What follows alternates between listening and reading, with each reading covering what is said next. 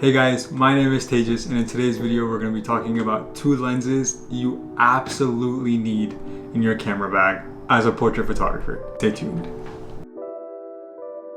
So starting with the first lens, we have the Nifty 35. I know people say Nifty 50, but this is a 35mm lens and I absolutely love this lens just purely because how versatile and how universal it is. Let me kind of break this down for you guys in a little bit of a pro and cons list. So starting with the first pro, this lens is extremely lightweight. If you're a constant shooter and you're out about in the field all the time, sometimes it's just nice to have lighter lenses purely because you don't have to worry about your arm getting tired or you're always running gunning, so you don't have to worry about any of that. The second main thing is that this lens is a wide angle lens. Now the benefit of this is that it works for every situation out there. If I had to choose one and only lens, like if somebody literally came up to me, put a gun to my head and was like, Tejas, you only have to choose one lens or else you're dead, it would be this 35mm lens, purely because it's a wide angle lens. So even when you're in close proximity, you can always get some really nice shots because you don't have to be super far. You don't have to be like 10,000 miles away like you do with my next lens that I'm going to be bringing up. You can be as little as a few feet away and get really nice shots with the background not being super compressed, meaning that you get to see the background, you get to see the person, but you also get a nice dreamlike bokeh, which is always really nice to have. Another big thing I would say is that if you get a 35mm lens that is at an aperture of f1.4 and f1.8, those are pretty much game changers. They'll pretty much save you in every situation possible. For starters, you'll have the ability to shoot in low light, which is always really nice. So let's say you're doing photo right now, but later you want to shoot video. If you have a 1.4 lens, that's a really big deal and that really helps. And same thing with nighttime photography. If you have a 1.4 lens or a 1.8 lens, that really helps because now you can lower the aperture and get more light into the camera, and now you can shoot in situations that you couldn't shoot in before. The aperture plays a really big role and it allows you to shoot in low light situations. The biggest benefit you're gonna get is simply that you're gonna get a really nice bokeh in your images. And to help you guys kind of understand or see some sample images that I took with my 35mm lens, these images are, as you can see, are really nice. I was only a matter of a few feet away when I was taking their photos. The biggest con, I would say, is that if you don't have a nice location, this might not be the best lens to use.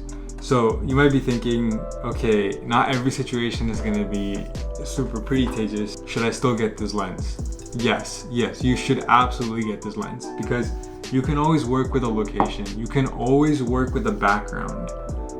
You can't always work a situation once you're fully cropped in.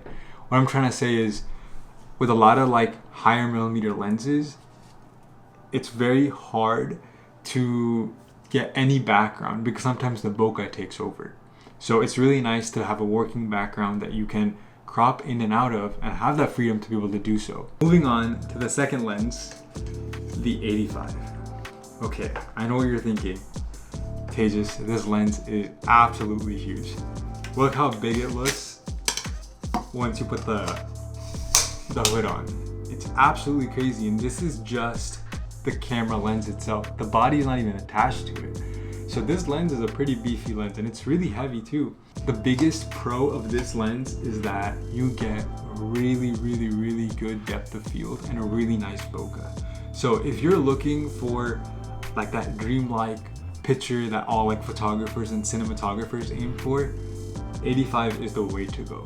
And here's some pictures for you guys to see as well, because sometimes I'll do photo shoots, I'll do grad shoots or couple shoots, and I'll just completely forget I even have a 35mm lens. I'll just use my 85mm for the entirety of that shoot, just because it's just so dreamlike and it provides a lot of really good high quality images. Completely forgot to mention, is actually an f1.4 lens. So I would say definitely buy a lens with a lower aperture if you can. I know it's definitely like more money, but you'll probably be able to earn more money from your photography. So definitely invest in low aperture lenses if you can. Another pro about this lens is that you don't really need a really good background. Now, what I mean by that is this lens does a crazy good job at compressing the background. And you can see in some of those photos I've posted, that background will automatically get compressed. It'll be full of bokeh and you won't even be able to see what that background really is.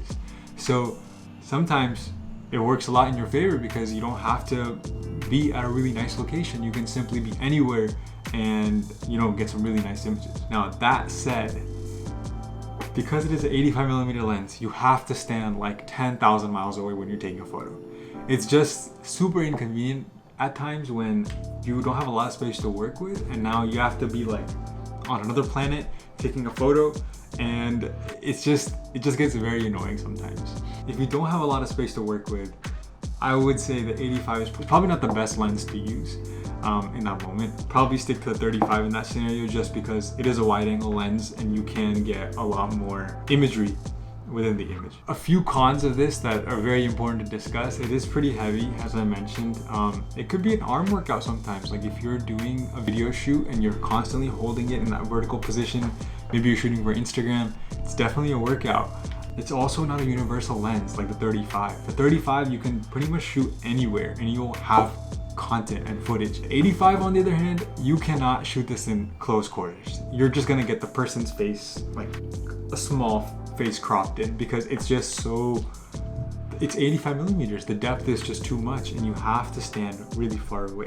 So just make sure to like consider that when you are thinking of buying this lens. Point of this video: if there's two lenses that you're thinking of buying, if you're thinking of dropping some money right now and you're like, you know what, Tejas, like I just started photography and there's a couple lenses I want to buy, what lenses should I have in my toolkit? I would definitely say get yourself an 85 and a 35 because you get best of both worlds. 35 you can use pretty much in every scenario possible. You can use it in close quarter situations. You can use it in situations where you have a really nice background. The 85 on the other hand, if you want like just portraits, like proper portraits, 85 is your go-to. If you have a lot of space to work with and your background maybe isn't so pretty, 85 is definitely the lens to use. So having both of these lenses makes your photography kit super duper versatile. You're ready for pretty much every scenario possible. In fact, I'm shooting a wedding and I'm pretty much just using a 35 and an 85. On one camera body, I'm gonna have a 35, and on another camera body, I'm gonna have an 85. And that's gonna be it. For every close quarter shot, I need 35. Every farther, 85. You of course play by ear, but this, having both, gives you a lot of versatility. Alright guys, this is it for the video. I really hope this helped at least one of you guys out. Feel free to leave a comment. I'll definitely reply back, and I even have my Instagram tagged below in the description. I'll have it in the screen somewhere as well. So if you want to shoot me a DM, maybe you're thinking of buying it, maybe you need someone to just give like one-on-one advice, let me know. I got you. If you enjoyed the video, if you found it helpful, or maybe if you just want to support, just feel free to leave a comment, a like, or even subscribe. Thank you guys, and take care. See you in the next one. Why do I keep doing this?